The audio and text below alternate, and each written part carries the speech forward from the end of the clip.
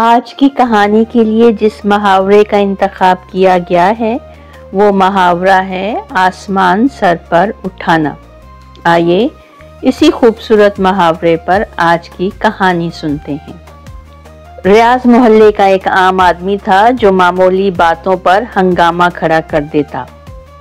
پڑوسیوں میں وہ اپنی شکایتی طبیعت اور شور شرابے کی وجہ سے مشہور تھا۔ معمولی سا شور ہوتا یا کوئی بچہ گیند سے کھیلتا، ریاض اپنی کھڑکی سے جھانک کر اس سے ایسے چیخنا شروع کر دیتا جیسے کوئی قیامت ٹوٹ پڑی ہو۔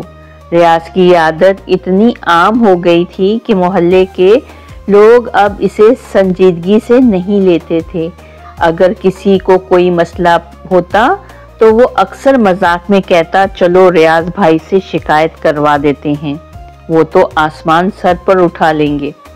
لیکن ریاض کو اس کا احساس نہیں تھا۔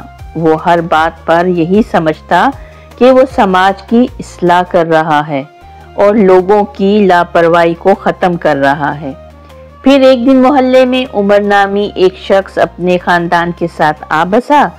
عمر ایک خاموش مزاج، سلجھا ہوا اور مثبت سوچ رکھنے والا انسان تھا۔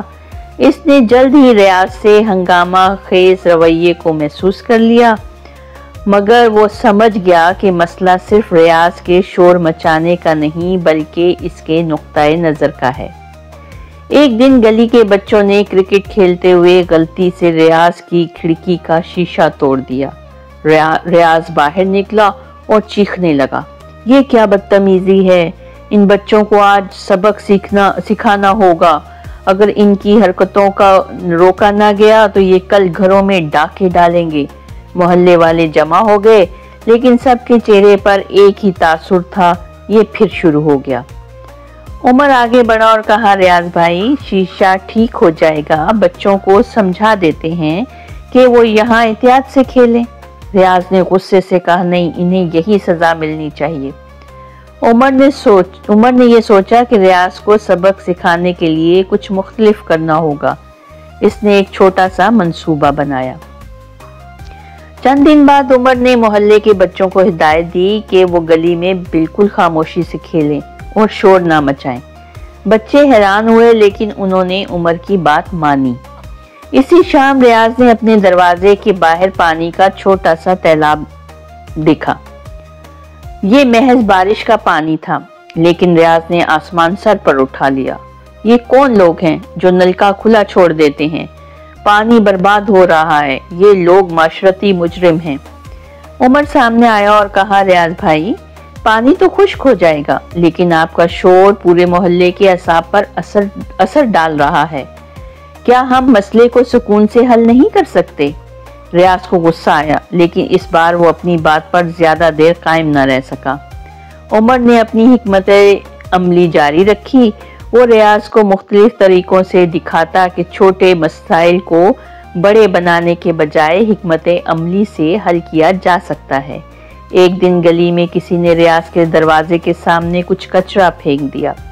ریاض غصے سے باہر نکلا، لیکن اس سے پہلے کہ وہ چیخنا شروع کرتا، عمر نے اسے روک لیا اور کہا، ریاض بھائی یہ مسئلہ آپ کے غصے سے حل نہیں ہوگا، آئیے ہم خود مل کر اسے صاف کر لیتے ہیں۔ آہستہ آہستہ عمر کی باتوں کا اثر ریاض پر ہونے لگا۔ اسے احساس ہوا کہ وہ چھوٹے مسائل پر غیر ضروری ہنگامہ کرتا رہا ہے۔ اس نے اپنی عادتوں کو بدلنے کی کوشش شروع کی۔ اب اگر کوئی مسئلہ ہوتا تو وہ عمر کے مشورے پر عمل کرتا اور پرسکون رہ کر اسے حل کرنے کی کوشش کرتا۔ محلے والے حیران تھے کہ ریاض جو ہر وقت شور مچاتا تھا اب سکون سے رہنے لگا تھا۔